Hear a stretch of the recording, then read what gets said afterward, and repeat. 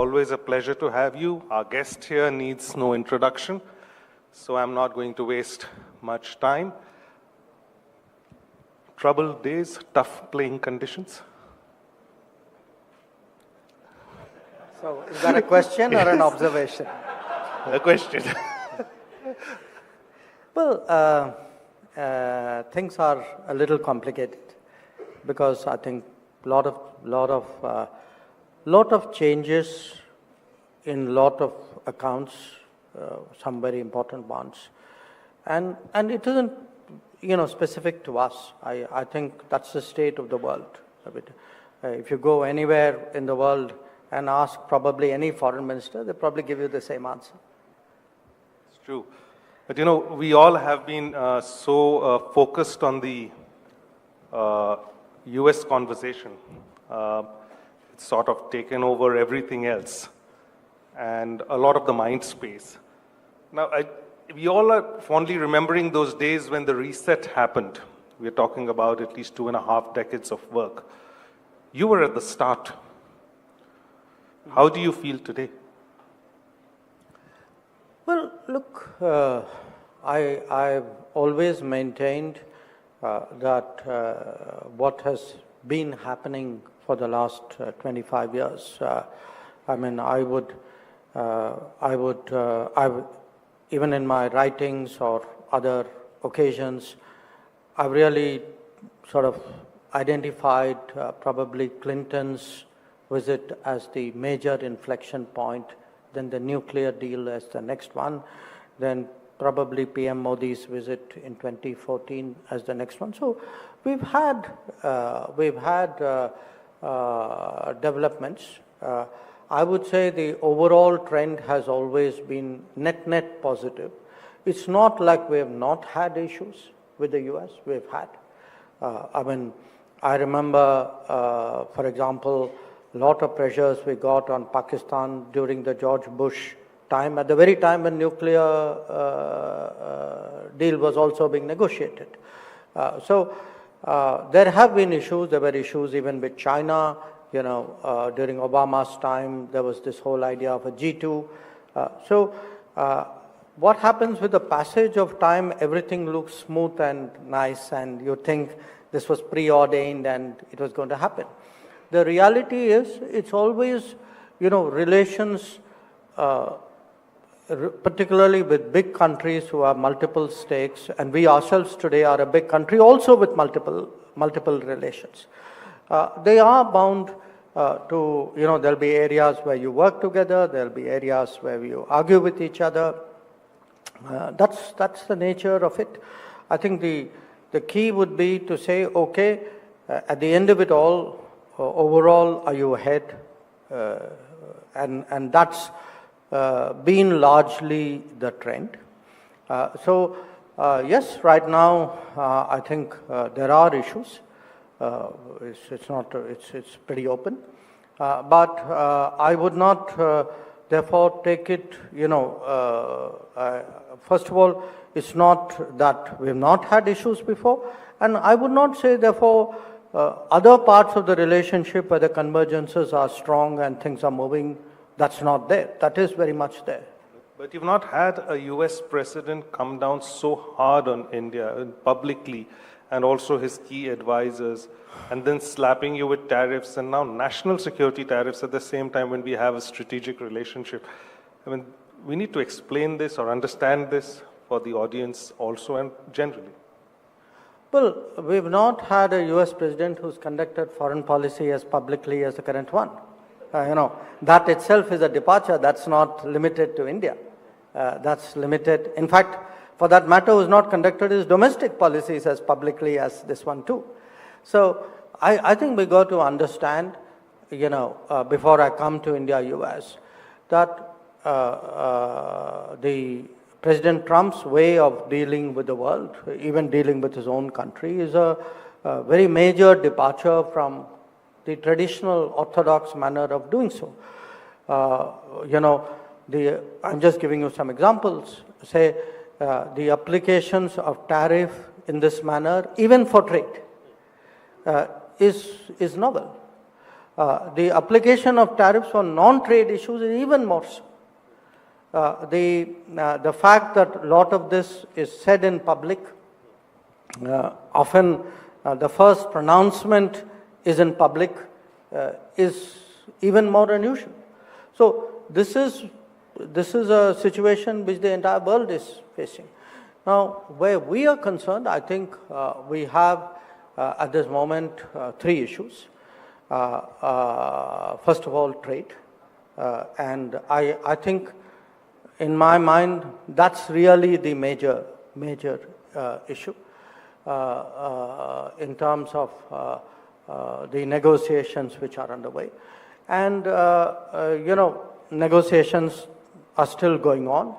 But the bottom line is, we have some red lines. You say negotiations are still going on because we heard the team is not coming. No, look, I mean, negotiations are still going on in the sense that nobody said the negotiations are off. I mean, and people do talk to each other. I mean, it's not like there's a kutti there. So look, there is a what happens is we have red lines in the negotiations. We have to be clear as to red lines by definition are lines to be maintained and defended. Keeping that in mind, see what we get. And frankly, where we are concerned, the red lines are primarily the interests of our farmers and to some extent of our small producers.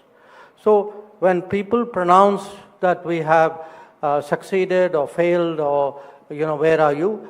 The bottom line is, my counter question is, we as a government are committed to defend the interests of our farmers and our small producers.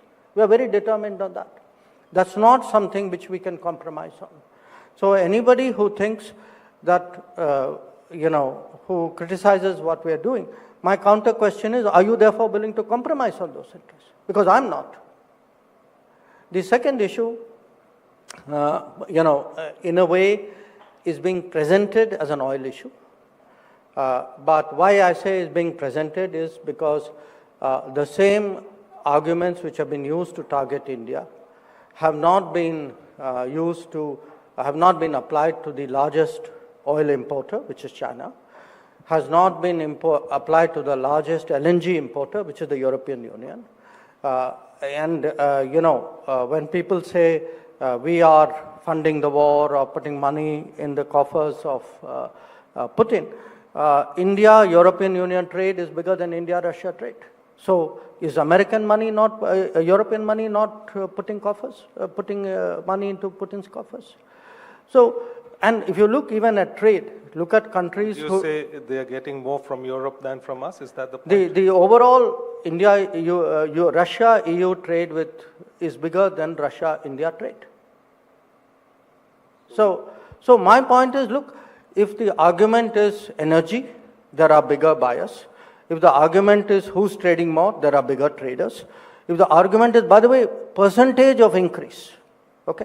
Now, yes, some countries haven't increased the percentage because they've gone and bought oil from Iran, okay? To which also the Americans have objections. So my point, look, there is a certain inconsistency here. And if you look even at exports, I mean, India's exports to Russia have grown, but not that much.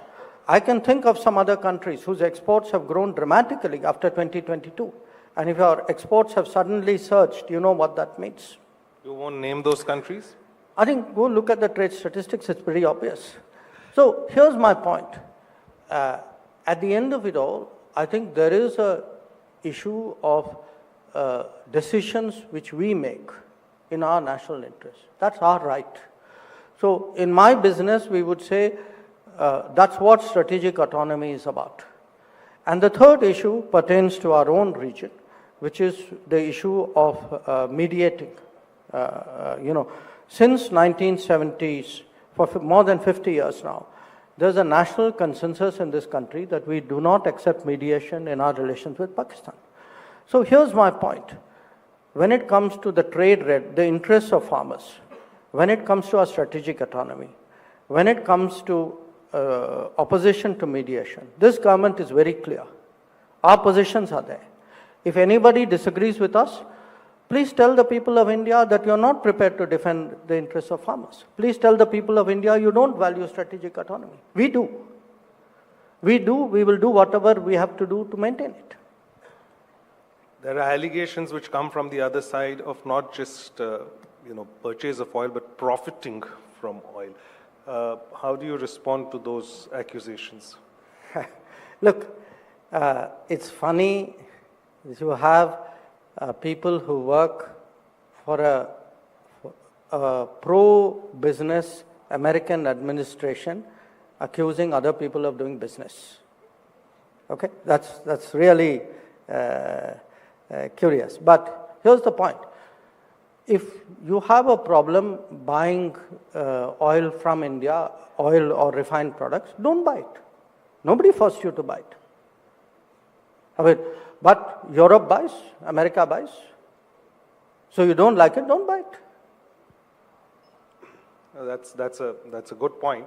But at the same time, you've come out in public, and now things are that with the previous Biden administration, there was an understanding of sorts, or no, there wasn't on the oil issue. Yeah, it was an understanding. There were a series of very explicit conversations. If you could very explicit conversations saying, look, we have no issues with your buying. Look, how did that whole price cap idea come? If the Europeans and the Americans, I mean, you can't say I object to your buying oil, but I have a price cap. The idea of a price cap is you accept that people buy that oil. So the fact that you devised the price cap meant that you accept that there's an oil trade going on with Russia. Otherwise, you wouldn't need a price cap. But that India's role in keeping the price stable, I was trying to... Absolutely. There were clear conversations on that? In 2022, there was deep nervousness because oil prices went up. There was great nervousness, international nervousness about the price of oil. And there was there were a set of conversations with different people in the American administration at that time that if India wanted to buy Russian oil, that's fine by us because it will stabilize the price of oil. And by the way, those, after January, there were no conversations with the current administration saying don't do that. And this never came up in any of the Nope. trade conversations? Never? Anybody ever asked you? No, I wasn't doing the trade. But no, it's not. Look, our trade conversations pertain to our bilateral trade.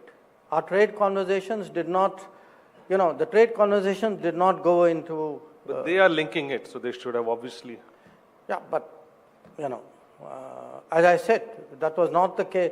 There were no discussions on this issue before their position was made public.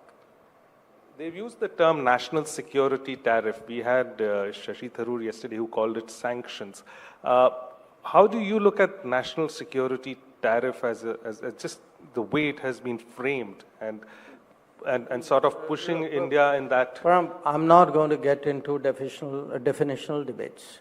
My point is a very clear point, which is that we are buying oil to stabilize the oil markets. Yes, it is in our national interest. We have never pretended otherwise, but we also say it is in global interest. And you call it what you will, I don't think that is the relevant point. I think the relevant point is that levying tariffs on a country for doing what it has been doing openly with, and which other countries continue to do in larger volumes than us, is, in our view, unfair and unjustified. Beyond that point, whether you call it this or that, I don't think makes a difference. How do you see the road ahead? Well, I see the road ahead as, we are two big countries. We need to have conversations. We are, as I said, the lines are not cut. People are talking to each other. And we will see where that goes. We hear that an ambassador has been appointed. Yeah, I read about it too. No views yet on that? Look, I am a foreign minister. I don't comment on ambassadorial appointments of other countries. That too in public. No, but it's a good development in one way if you would get it. Anyway, I'll leave that to you. But you were also, correct me if I'm wrong, sir, you were the first person to go into Kremlin after Alaska?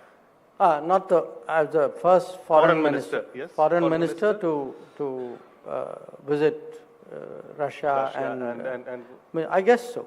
And met Yeah, Putin. I guess so. What is the sense you got of that conversation? Everybody's linking us to that conversation as well. Well, there were two parts to it. I mean, one part of it was our own relations, and we have a practice of annual summits with the Russians. We are planning one at the end of the year. So a lot of it was devoted to what would happen there. It's an annual exercise. That's how the relationship grows. And I'm like the account keeper for the non-military side of it. So the way it is divided is defense minister manages the military side. I do the rest. So a lot of it was devoted to what would happen, what's happening in our relationship, where are we going, what will we do, things like that. And there were some good developments. I think our trade has grown a bit. We would like to grow it further. There's been some mobility of people. We would like to see that increase. We want more market access in Russia, things like that. The other part of it, of course, was the global picture, and particularly since President Putin had come out of Alaska, so he spoke to me about his views on, what was happening, and so. Could you give us a window or an understanding of how that conversation has gone and how it's looking in the ground since you're coming from there? Well, obviously I'm constrained in many respects in doing that, but I mean overall, look, where we stand, we've been very clear from the very start that we would like to see an early end to the conflict. We've also taken the view that in any conflict, it's for the parties concerned to sort it out. Okay. Now, in this particular case, because the parties concerned are also comfortable and the Americans took the initiative, we've been supportive of the efforts, because we are supportive of any efforts which would bring about that change. Now, it is a very complex, complex situation there, because there are military complexities, there are political complexities, there's a whole history there. It involves, NATO, European Union. So there are a lot of moving parts there. So it's not as simple as sometimes it appears, in the media. But, overall, as I said, our good wishes are there for an early end to the conflict on terms which obviously the two sides have to settle. Mark the Alaska round as good progress as far as you know? Certainly I think it would be a fair assessment, and you don't need a meeting with President Putin to say that. I think it was visible that in Alaska a lot of things were talked about and some things were agreed about. So to that extent, yes, it was progress. We are fresh out of Operation Sindoor, and we saw the conflict, the way it played out and the way the Pakistanis fought with the help of Chinese, not just equipment, but as our military officials have also gone on record of, live cooperation between China and Pakistan. At the same time, you've had conversations which relate to India-China relationship, and there has been improvement on the northern borders, and your disengagement process has also moved at a decent pace, which has led to certain positive outcomes on the bilateral front. We now see a lot of easing up of economic restrictions which the Chinese had made. Now, how do we read it? Because there are some quarters which say there's a reset, or is it just normalization? How does industry also here understand it? Because China is an important economic partner. The nature of your business, media, in a way, is to correlate what happens with something which happened immediately before or in the same time frame. It's natural, understandable. The nature of my business is really to pursue relationships, accounts, problems over a much more extended timeline. I think that's important to understand, especially in this particular case. Now, take China. What is actually on the agenda with China? We have problems which go back to the 1950s, which is, for example, the boundary question. Okay. So, because other things happen, that has not gone away. In fact, that is very much still at the center stage, and it is in fact the maintenance of the peace and tranquility in the border areas that is a prerequisite for development of the relationship. So, you have I would say a 50s, 60s, 70s, almost I would say 60 years, 70 years of 80 years now of that problem. Then we have an issue which started in the early 2000s after China entered the WTO, which is the beginning of a trade deficit, and it rapidly became a concern. It didn't become a concern in 2025 or 24 or after 2014. I was ambassador in China from 2009 to 13, and I can tell you the growing trade deficit was an increasing concern for us. Okay. So you have a historical problem, then you have a problem which started maybe about 20, 25 years ago. Then we had some issues which came out of COVID. Okay. Say, for example, the stoppage of air flights, direct air flights, was an outcome of the COVID period. Even the halt to the Kailash Mansarovar Yatra, which is now resumed, also happened because of COVID. Then we had the Galwan clash and that very difficult period after that. And then there were steps. Oh, by the way, even during COVID, for example, some of the precautions which we took generally with regard to investments, please remember, was actually immediate post-COVID. They were in response to the economic uncertainties of the COVID. You mean to say press note reason? No. I think, even some of the investment issues which took place then. Because I think there was worry after COVID about takeover of companies when the valuations were dropping. Okay. So then you had the Galwan clash and that period, and then there were a set of issues which came out of it. So and then I must add to you, there are some issues which are of very recent origin. For example, the magnets for the auto industry. That is an outcome of a Chinese export control policy, which is a few months old. So it's not like there is one problem or one cluster of problems with a certain timeline. It is something, different problems have different histories, you could say, and were at different levels of processing. Now, look at the solution side. Again, you brought up Sindoor. You referred to the fact that now, given what is happening in the current state in the world, I would actually point out to the fact that much of what is happening now, or what was agreed to when Minister Wang Yi was here, was actually decided last October when President Xi and Prime Minister met in Kazan. Some of it was followed up in November last year when Wang Yi and I met in Brazil, I think. So, look, it's not what I want you to understand is it's not black and white.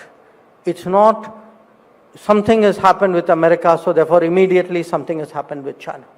I mean, if you are looking at the kind of things we announced now, air flights was not decided now. I mean, we are just operationalizing something we wanted to work out. So there are parallel timelines which you can say. There are different timelines of different lengths on different problems. And you're okay with segmenting it like that? I think it would be a mistaken analysis to try and crunch everything and make it into a integrated response to a very specific situation. That's what. So there may be, today, yes, of course, there is a global landscape. I'm not impervious to it.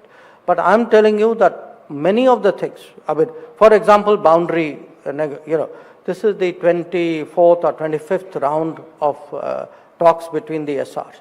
Now, what they decided on boundary has been actually a subject of conversation for multiple rounds, some of them for 15 years. So they are not necessarily new concepts which were decided now because something is happening on some other account. So I want you to understand there is an evolution, there's a flow of that relationship. There are other relationships, but don't make this connect so tight and make it a causality. That's not the reality. I think the idea is there a newfound political comfort with China which can lead to certain predictability on the economic side, particularly on the business side? You know, okay, let me put it to you very simply. We have always maintained that if the border is stable, predictable, free of incidents, then there is a natural improvement in the rest of the relationship. So the border has been stable for some time now, and as the disengagement was completed, naturally it was logical that there would be an improvement in other areas. So I don't want you to overdraw, it's not like there's some great U-turn and now everything is great. I don't want you to go the other way around also, that the relationship is only full of problems and everything in it is negative. I think there is a sort of a ground somewhere in between. We do trade, there are things which are important for us. Again, if you look at the interests of the farmers of the country, I think a predictable flow of fertilizers is important. I think when you look at people in the infrastructure field, for them getting machinery out of China is important. For our auto industry, having uninterrupted flow of magnets is important. I think these are legitimate issues of our industry. We should take it up with China. And we should, if there are blockages, I think we owe it to the businesses and to the workers of India that we should address those issues. The issue which we've been debating over the last 2 years is dependencies and supply chains.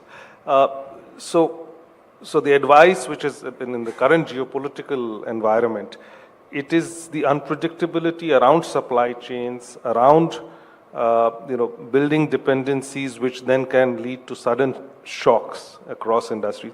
What's the geopolitical mantra for supply chains as we move ahead? Looking at, even though the frost settles on the India-China relationship, a new frost comes on the India-US, as you say, these things can be temporary. But looking at supply chains, how do you... Say, Pranab, right now, what to do about supply chains, you shouldn't be looking here, you should be looking there. Okay? I said the geopolitical mantra. But the geopolitical, I'll tell you the answer. I think recent experience has taught us that don't be excessively dependent on a single supply chain or a single country source. Recent experience has also taught us don't be dependent on a single market. Okay? So it isn't just from the sourcing to the production, it is also from the production to the market.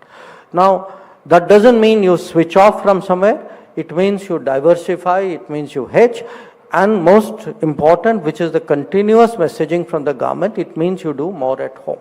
Now, we know more at home is hard work, it is complicated, it requires a different, kind of effort, even particularly from business. That is why the emphasis on Atmanirbharta. So, looking at the geopolitics of our current end, I would really analyze or prescribe. I've got problems at both ends. I've got a problem on the sourcing and the supply chain. I've got a problem post-production in the markets. So both are volatile. Both hold their own complications.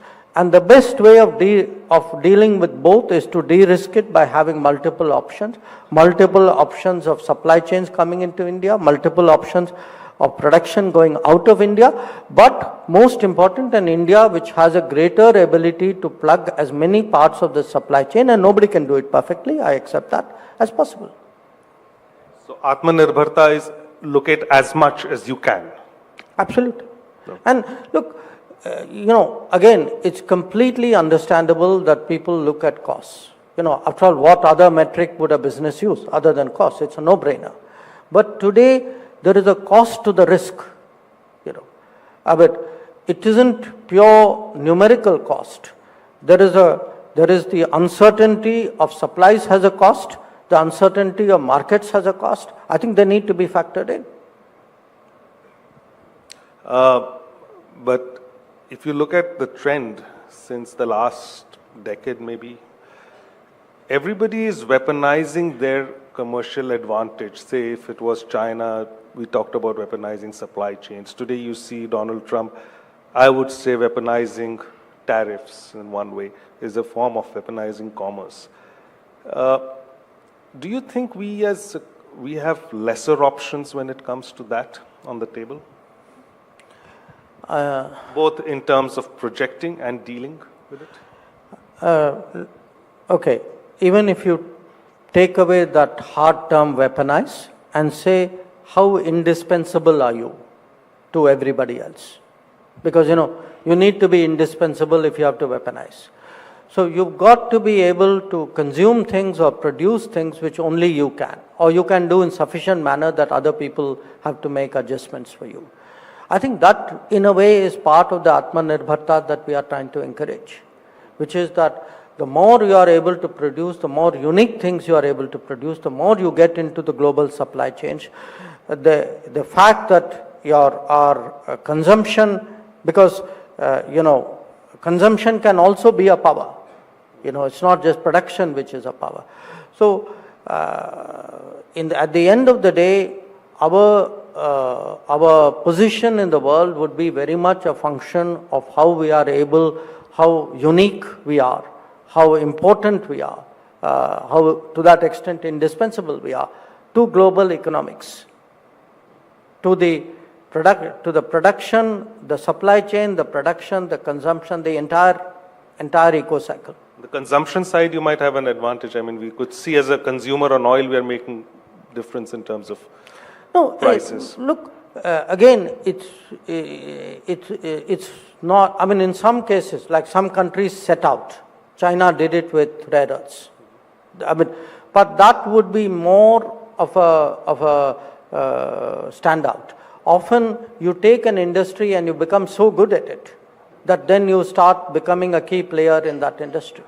So that's really part of how a big economy becomes more critical in global calculations. And that is a strategic geopolitical requirement also now, you would say? Yes, ideally, I mean, but it's easy for me to say it. Mm-hmm. It has to be done by people for it to reach that level. Sure. Coming closer home, Pakistan. Were you surprised at the manner in which Pakistan, US have come to, at least the Trump administration, have suddenly cozied up and come together? Did it catch you by surprise? Look, they have a history with each other, and they have a history of overlooking their history. So what happens is it's not the first time we have seen things. And the interesting thing is when you look sometimes at the certificates, say somebody in the military will give, it's the same military which went into Abbottabad and found who there. So the issue in a way is when countries are very focused on doing politics of convenience, they keep trying to do this, and some of it can be tactical, some of it can have some other benefits or calculations. But again, look at obviously I respond to the situation or the challenge of the day, but I also do so always keeping in mind the larger structural sort of strengths of the relationship, the confidence that comes from it. So I take it in that spirit, you know. I know finally what I'm about. I know what are my strengths. I know what are the importance and the relevance of my relationship. So that's what guides me. But just now we are a little distance away from Operation Sindoor. I know mediation is not exactly something which must have happened, or our position has been very clear historically on that. But was the United States helpful at all during that period? Look, did it play a constructive role of any sorts? I mean, it is a fact that at that time phone calls were made, you know. Phone calls were made by the US, phone calls were made by other countries as well. I mean, this is not a secret. Yeah. I mean, at least in my case, almost every phone call I had, definitely every American phone call I had, is there on my X account. So when something like this happens, countries do call up. I mean, after all, don't I call up? I mean, when Israel-Iran was happening, I called up. Or when Russia-Ukraine was happening, I called up. So it's in today's international relations, because it is an interdependent world and countries feel, okay, something is happening somewhere, I should know, and particularly I would say those who have a stronger history of international relations will do that. But, that is one thing. It is something quite different to assert mediation, or to assert that an outcome which was negotiated between India and Pakistan was not negotiated between India and Pakistan, it was. And that was a consequence of military actions, the way it played out? Oh, absolutely. I mean, look, I've done this before, so you don't want me. I tell people that if on the 9th night we had, President Vance, Vice President Vance conveying that, the Pakistanis were going to do a big attack, and then 10th morning, the Pakistanis now ask for talking to DGMO. What happened in the intervening period? What happened in the intervening period was very bad things to their airfields. I mean, to me, the causality is very clear. The causality is a military happening. Ultimately, how does the course of conflict progress? Yes, it can progress through reason, but mostly it progresses through events on the ground. So something happened militarily on the 10th morning. Now please look at what happened on 10th morning, and the pictures of the Pakistani airfields tell you what happened on 10th morning. But still the Pakistanis seem to have found new currency in Washington, and it's probably coming from the crypto route. So is that now a new channel of diplomacy which is working in Washington, and that you have to contend with it? Where are we on these? Because see, a lot of countries are facing these difficulties. A lot of allies of US are facing. For that, you have to get another minister to sit here and answer that. No, it's not me. But does it become a part of your folder at any place? No, look, we negotiate, or we discuss with other countries what are our policies. I mean, because somebody else has some other instrument in their toolkit, doesn't automatically mean that therefore I have to acquire it. I have what I have, they have what they have.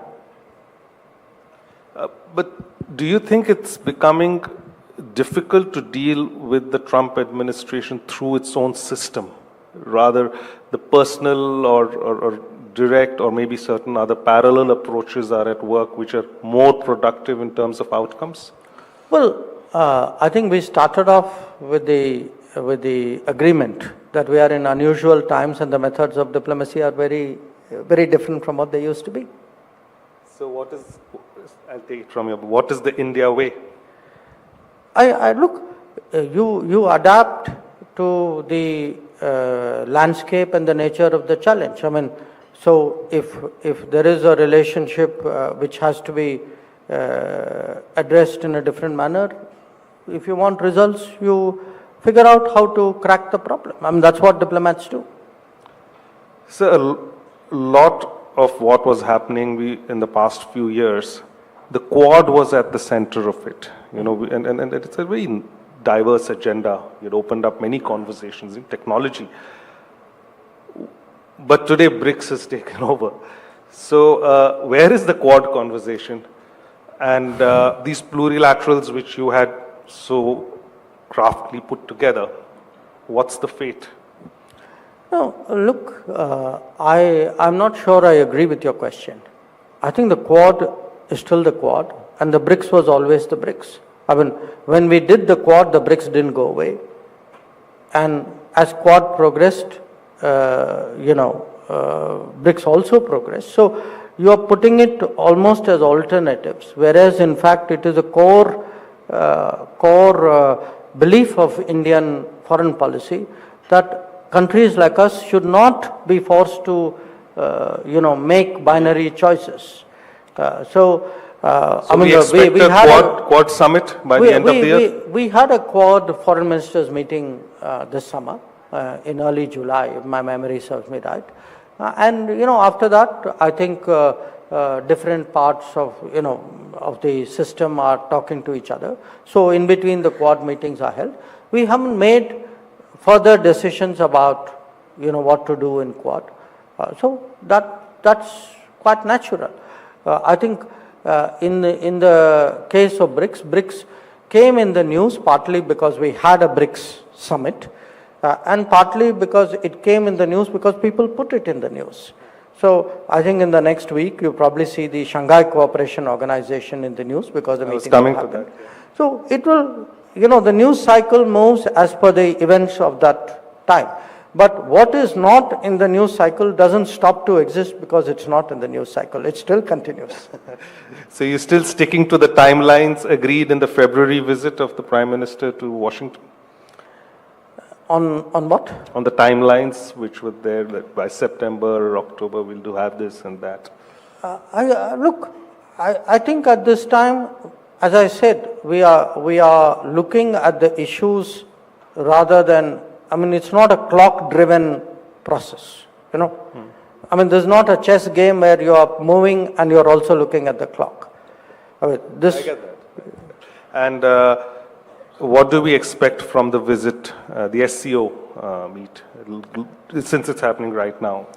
Well, I think the SCO has a value in itself because if you look at the membership, it covers a lot of countries which are quite different from other organizations of which we are part.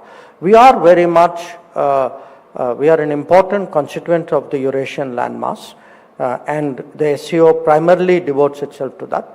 SCO also has a particular, the original mandate of the SCO was to fight separatism and terrorism, and there were what were called three evils at that time. For us, because that is very much part of the overall threat scenario that we see, I think it's important that we are there, we make our presence felt, we shape the outcomes, and we say where we go. Do we expect a summit level meeting with the Chinese over there on the sidelines? I think, the program for that would be announced in the coming days. All right. You've been very, very defensive than your usual front-footedness, but I guess times are such, and thank you for making time for us, even in a very difficult situation. And as I said, tough playing conditions. Wish you all the best, Mr. Jaishankar. Thank you once again for making time. Thank you.